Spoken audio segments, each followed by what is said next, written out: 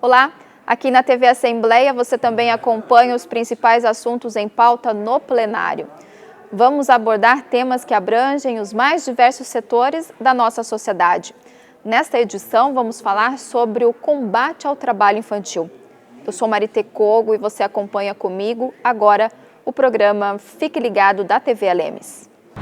Dados do IBGE revelaram que quase 2 milhões de brasileirinhos tiveram recentemente a infância roubada porque saíram dos bancos da escola e dos parquinhos para trabalhar.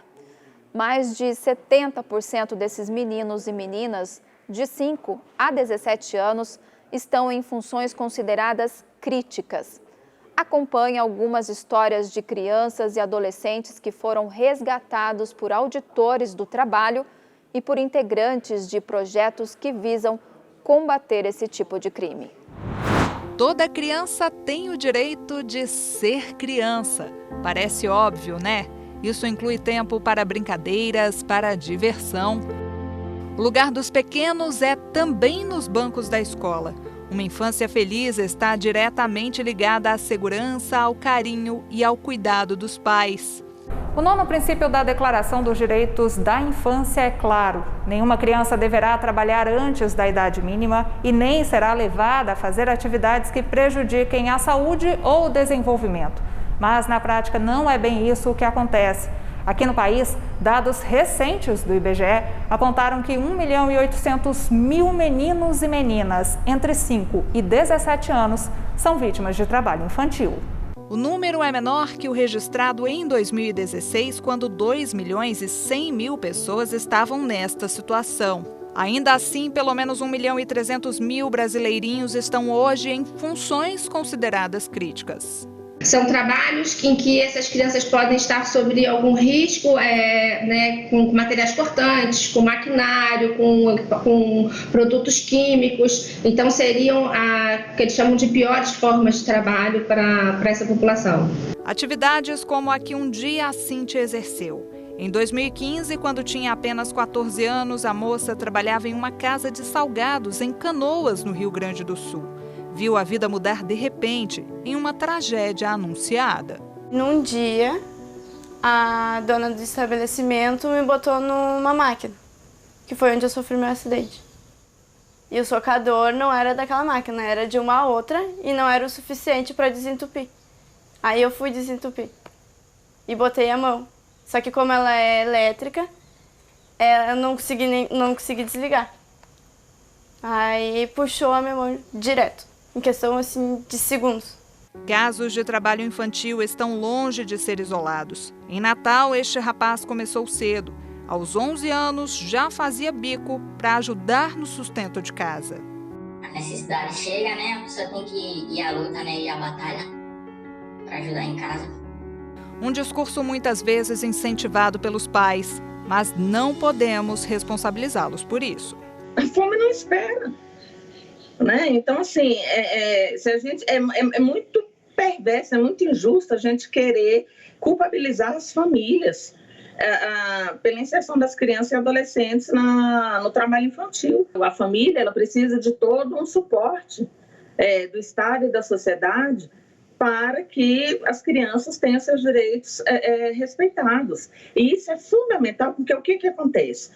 Em momentos de crise econômica, as narrativas favoráveis ao trabalho infantil, elas se intensificam. Essa é uma cultura do nosso país, né, desde sempre, de dizer que o trabalho dignifica o homem, que é melhor estar trabalhando do que estar roubando, né, que meio vazia é morada do diabo. Então, são mitos que têm a ver com a questão da produção mesmo e que é isso que retroalimenta um mercado capitalista que nós temos, né? Então, por exemplo, esse empregador, empregadora, a pessoa que intermedia essa mão de obra dessa criança, poderia ter oferecido o trabalho à mãe, ou ao pai, ou ao irmão mais velho, né? Mas saberia que não ia poder pagar só R$200. Então, o que para aquela família é um apoio, é uma ajuda, na verdade, está retroalimentando mesmo essa questão da exploração da mão de obra, né? E é importante a sociedade e as famílias compreenderem que na ocasião de uma família não ter a condição de se sustentar, não cabe à criança assumir esse papel, né, de ser o provedor da família, a provedora da família. Papel que esta jovem assumiu. Dos 10 aos 16 anos, ela trabalhou como empregada doméstica. Eu trabalhava, precisava ajudar em casa, estava passando por dificuldade para ajudar minha mãe. Foi a única alternativa que me sobrou, foi a atividade doméstica para ajudar em casa, a minha mãe. E é isso. Domésticas, babás, as meninas são as mais requisitadas para esses tipos de serviço. Foi assim com esta adolescente de 15 anos, que começou a cuidar de bebês aos 11. Eu era uma criança e cuidava de outra criança. Manhã era escola, e à tarde eu cuidava dela, passava a tarde, até mais ou menos umas 7 horas, 7 horas por aí. O trabalho infantil pode estar camuflado de várias formas e escancara muitas vezes uma face sombria da exploração de crianças e adolescentes. Nas empresas, você dificilmente vai encontrar uma criança, né? Só se for assim, de madrugada, em horários onde não vai haver nenhuma importunação, nenhuma fiscalização. Mas a maioria está aí na vista, nas ruas, nas calçadas, na porta do seu carro, batendo no seu vidro, limpando o seu para-brisa, vendendo coisa na sua janela. E dentro desses carros tem muitas pessoas que estão ali exatamente para convencer, recolher crianças para fazer os piores trabalhos que você imagina, desde a exploração sexual, a ser aviãozinho, de droga, essas coisas. Então, ali, vamos dizer, é o pomar onde eles vão pegar os frutos desse tipo de trabalho. E as crianças são muito vulneráveis, porque são sozinhas. Marinalva encara essa triste realidade há 27 anos. A auditora fiscal é também fundadora do Fórum Estadual de Combate ao Trabalho da Criança e Proteção ao Trabalhador Adolescente do Rio Grande do Norte. Já devolveu a dignidade a muitos meninos e meninas. Vocês entrevistaram 2 meninas que jamais iriam sair dessa situação se não tivessem sido resgatadas, né? Porque é um outro mundo que se abre para elas, porque fiscalização não entra facilmente na casa, tem que ter autorização, ou da família, quer dizer, do morador, ou de um juiz que nos dê essa entrada. O último estudo do IBGE mostrou que o trabalho infantil estava mais concentrado entre meninos. O percentual de pessoas da cor branca foi inferior ao percentual das pessoas de cor preta ou parda. Isso mostra que em nosso país também temos que conviver com o racismo estrutural. Se o trabalho infantil fosse bom, ele era privilégio dos ricos, né? E a gente sabe que não é assim. Quem defende o trabalho infantil defende para as crianças pretas. É importante que isso fique claro. O trabalho infantil, ele é sim uma herança do nosso processo histórico de escravidão e desse racismo estrutural tão arraigado na nossa sociedade e que nos últimos tempos está cada vez mais visível. Uma infância sofrida pode resultar numa fase adulta mais difícil. A gente está falando de uma condenação de uma geração, né? Essa geração, ela carrega os impactos. O que acontece na infância não fica na infância, né? O que acontece na infância percorre toda a nossa fase, né? Todo o nosso desenvolvimento. Agora, o que cabe a nós, enquanto sociedade, é decidir o que é que a gente quer carregar durante o nosso desenvolvimento. Geralmente, crianças e adolescentes que trabalharam na infância crescem tendo poucas oportunidades de avançar em sua carreira, porque geralmente estão atrás, estão em trabalhos mais subalternos do que aquelas crianças e adolescentes que não trabalharam na infância. Daí a importância da educação. A principal instituição de sociabilização das novas gerações, das crianças, dos jovens, deve ser a escola pública, gratuita e de qualidade. No meu entendimento, esse problema do trabalho infantil é fundamental a valorização da educação escolar. Paralela à valorização da educação escolar, é preciso garantia de renda familiar. Se os pais não têm trabalho, como é que a gente tira essas crianças do trabalho infantil, se eles são o único sustento, né, em algumas vezes, dessas famílias? Então, esses pais eles nem enxergam essa questão do trabalho infantil como algo ruim para a criança ou como algo proibido, né? Especialmente aqueles que ajudam os pais. Atualmente, o artigo 60 do Estatuto da Criança e do Adolescente proíbe qualquer trabalho a menores de 14 anos, salvo na condição de aprendiz. Quando era pequeno, Antônio não teve esse amparo porque a legislação não existia. Quinto filho de 8 irmãos, ele já trabalhava no sertão cearense. Eu já trabalhava ajudando ali plantar feijão, milho, adubar a terra para plantar mandioca. E aí, com 9, 10 anos, já começo a trabalhar também no trato das plantações, né? Limpando o mato do feijão, do milho, da mandioca, da agricultura de subsistência que a gente plantava. Foi assim até os 13. Nessa fase, o pai chegou a pedir para que ele abandonasse a escola. Ele estava preocupado com mais um ano de seca, de poucas chuvas que estava se anunciando, né? Uma coisa muito comum no Nordeste. Mas aí ele disse, olha, esse ano está muito difícil, não tem dinheiro para comprar material, é um ano que se preanuncia mais uma seca, então a gente vai precisar trabalhar. Como vocês estudam de manhã e o maior tempo do trabalho da agricultura é mais cedo, né, por causa do sol, esse ano vocês vão me ajudar na roça e no próximo ano, as coisas melhorando, vocês retornam. Mas aí eu não fui para aula no primeiro dia, e aí no segundo dia minha professora foi lá em casa conversar com meu pai, saber por que eu não tinha ido para aula. Aí ele contou a situação, né? Aí ela disse, não, faz o seguinte, faça esse curso aí, vá lá na mercearia, converse lá, compre fiado, põe o seu pago, mas não deixe seu filho deixar de ir para a aula, não. Graças à intervenção da professora, Antônio não parou mais de estudar. Fez faculdade e hoje é procurador do trabalho. Eu era para ser a regra e não a exceção. Se eu sou exceção, é porque quem não conseguiu ficar nessa exceção não teve direitos assegurados. Então, é uma prova, é uma evidência, né, de que o trabalho infantil traz prejuízos.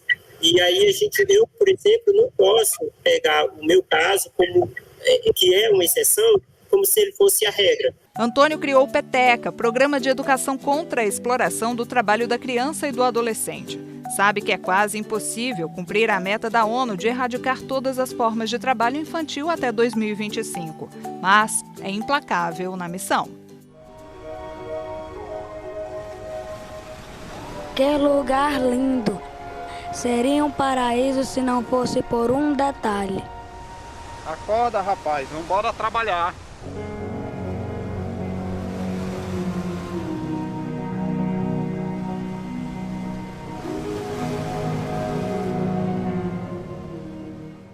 Com campanhas como esta, a equipe de Antônio explica didaticamente a importância do combate ao trabalho de crianças e adolescentes. Um assunto que vai lhe interessar bastante. Levanta e preste atenção.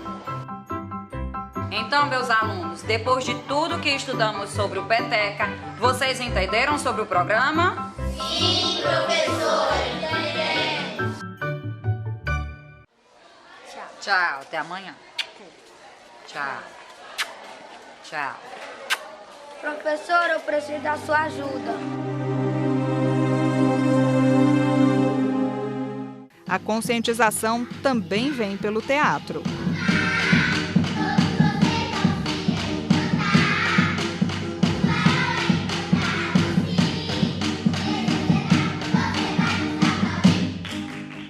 Aos 19 anos, Felipe é ativista dos direitos das crianças e dos adolescentes. E não faz tanto tempo assim que ele era vítima nessa história. Eu comecei a trabalhar aos 8 anos de idade. Trabalhava como garçom, né, que é considerada uma das piores formas de trabalho infantil. E comecei a ter contato com a temática do trabalho infantil dentro da minha escola, né, através de palestras e oficinas. Fui conscientizado sobre o trabalho infantil e aí eu começo, né, um automovimento de autolibertação do trabalho infantil, de conscientizar minha família, de conscientizar meus parentes de que o trabalho infantil ele era uma coisa errada e era uma violação de direitos. Hoje ele segue os mesmos passos de Antônio, faz direito na Universidade Federal do Ceará e traz palavras de esperança para os jovens. Eu creio que outros meninos e outras meninas que vêm do mesmo lugar que eu, que têm as mesmas origens que eu, que sempre foram, como eu posso dizer, colocados como pessoas que não tinham a menor capacidade dentro do mercado de trabalho, que elas podem sim esperar mais um pouco, elas podem se capacitar e futuramente almejar os cargos com direitos trabalhistas garantidos, com uma boa remuneração e que permita quebrar esse ciclo da miséria e da pobreza que a grande maioria da infância e adolescência brasileira vive. Confira aqui no Fique Ligado as consequências do trabalho rural passado de pai para filho, os prejuízos do trabalho infantil para o futuro de jovens e as iniciativas que trazem de volta a dignidade e garantem segurança de crianças e adolescentes. Filho de peixe, peixinho é ditado popular que retrata a realidade de milhares de famílias brasileiras. Muitas profissões são passadas de pai para filho por tradição ou paixão, mas o principal exemplo disso está longe dos grandes centros urbanos. É visto nas zonas rurais, de norte a sul do país. Falar de filhos que seguem os passos dos pais é resgatar a história da Rosângela. Ela tem 58 anos e nasceu no Paraná. Desde pequena, ajudou a família no campo. Uma criança começa a acompanhar os pais meio de forma lúdica, meio de forma de apreciar um bezerro que nasceu, uma galinha que saiu os pintinhos, mas com isso a gente já vai recolhendo ovos, já vai tratando um bicho, né? Então assim, começa de forma lúdica, mas isso é trabalho e a gente precisa reconhecer que a gente começou a trabalhar muito cedo. Aos 5 anos, Rosângela recolhia lenha. Aos 8, pegava na enxada para capinar. Ainda criança, a família foi explorar terras paraguaias e com a mudança para o país vizinho, a mão que segurava livros passou a mexer só com a terra. Ela interrompeu os estudos. Seguiu trabalhando e de volta ao Brasil só conseguiu completar o ensino médio na fase adulta. Rosângela casou e é mãe de 4 filhas que tiveram outro destino. Todas fizeram faculdade e atuam em áreas diferentes. Como nunca é tarde para adquirir conhecimento, Rosângela voltou para a sala de aula. Agora falta pouco para ela se formar em Direito. O estudo é fundamental para o crescimento da pessoa, da unidade de produção, mas também, com certeza, pensar num desenvolvimento de país. A base é a educação, com certeza. Histórias que se cruzam. Larissa também começou a trabalhar pequena, em São Luís do Curu, no interior do Ceará. Plantava feijão, milho e leguminosas. Apesar da rotina puxada, não abandonou a escola. Hoje, aos 22 anos, é cuidadora de idosos. Minha mãe sempre me incentivou nos estudos, acho que um sonho de ver a gente formado, eu e meu irmão. E por isso ela sempre incentivou. Acho também que por nunca ter a oportunidade de estudar. O trabalho infantil rural muitas vezes tira a oportunidade de um futuro melhor. Não bastasse a jornada pesada, muitas crianças lidam com produtos tóxicos em lavouras, correndo o risco de ser contaminadas. Há pouco mais de uma década, as autoridades passaram a olhar com mais cuidado para esse problema social. O Decreto 6.481, por exemplo, estabelece a lista das piores formas de trabalho infantil. Com esse decreto, várias atividades envolvidas pela agricultura familiar foram categorizadas também como trabalho infantil. Então, nessa última década, o que a gente viu que as unidades de produção familiar se tornaram as principais exploradoras do trabalho infantil. E isso partiu de uma perspectiva legal. O decreto protege crianças e adolescentes do trabalho exaustivo, mas o outro lado da moeda, no caso os pais das crianças, pensa diferente. A família entende que isso não é um trabalho infantil, mas que isso faz parte do processo de formação, de educação, de socialização das novas gerações e também como forma de transmitir valores morais, a disciplinarização do corpo para o trabalho. Então, são visões que são diferenciadas, e que entram em confronto. Esta advogada explica que o artigo 227 da Constituição Federal estabelece uma série de direitos e garantias fundamentais para assegurar à criança e ao adolescente uma vida digna, com acesso à saúde, à educação, à profissionalização e à liberdade. A lista lista de direitos fundamentais não é uma lista exaustiva, é uma lista exemplificativa, que admite uma extensão por meio de uma construção jurisprudencial que reconhece direitos e garantias decorrentes dos princípios constitucionais. No ano passado, o Superior Tribunal de Justiça decidiu que o tempo de trabalho rural infantil pode ser contabilizado para efeitos previdenciários sem idade mínima. Os ministros tiveram esse entendimento depois que um homem que começou a trabalhar na zona rural aos 11 anos solicitou à Justiça que o período trabalhado antes dos 14 anos pudesse ser somado ao tempo de serviço para aposentadoria. Negar esse direito à proteção previdenciária da criança que trabalha seria negar todo o sentido de uma Constituição cidadã, de uma Constituição que garante os direitos fundamentais. O trabalho na infância pode ser combatido de várias formas e tem muita gente ajudando nesse enfrentamento. Você vai conhecer agora o projeto G10 Favelas, um bloco de líderes e empreendedores que atua diretamente nas periferias para incentivar o desenvolvimento econômico e fortalecer o protagonismo das comunidades. Na pandemia do novo coronavírus, várias ações voltadas à cultura e à captação de recursos foram criadas. As crianças estão na rua por falta de uma escola segura, então nós decidimos criar formas para que a população pudesse passar por esse processo de pandemia de uma maneira mais leve, de uma maneira aproveitando um pouco os equipamentos culturais e dos serviços, usando, óbvio, com proteção. Então, por isso, nós decidimos criar um conjunto de exposições para mostrar também o Brasil, mostrar os heróis nacionais, para mostrar o Brasil, a força e o poder, para que a população possa se inspirar e poder continuar essa luta. E aí nós acreditamos que a cultura pode ser uma ferramenta de transformação, de cultura e de superação do Covid-19. O grupo está presente em 10 comunidades, em quase todas as regiões brasileiras. Só no ano passado, 1.500.000 marmitas foram distribuídas. Isso fora máscaras de proteção, kits de higiene, cestas básicas e 10.000 cartões com créditos para uso no comércio local. Um dos princípios da Declaração dos Direitos da Infância é muito claro, ao dizer que nenhuma criança deve trabalhar antes da idade mínima e jamais deve ser levada a fazer atividades que prejudiquem a saúde ou o seu desenvolvimento. Confira a matéria que mostra que toda criança deve ter a oportunidade de ser criança. Soraya é professora da rede municipal na zona sul de Manaus e conta que tudo começou há 7 anos, quando um aluno, dormindo nos fundos da sala de aula, acendeu a luz de alerta. Nós descobrimos que o adolescente ele auxiliava o seu pai na madrugada numa padaria, fornecimento dos pães. E isso aí foi um fator de preocupação, porque o aluno ele não conseguia desenvolver o processo de ensino-aprendizagem. O cansaço, o estresse dessa luta diária fazia com que o aluno não conseguisse produzir o conhecimento. Soraya conversou com os pais do menino, explicou que o trabalho atrapalhava o aprendizado na infância. Conseguimos sensibilizar a família quanto à mudança de atitude. E essa vontade de transformar a vida dessa criança foi o fator primordial para iniciar o projeto. O diálogo corpo a corpo com os pais fez com que muitos aprendessem a lição.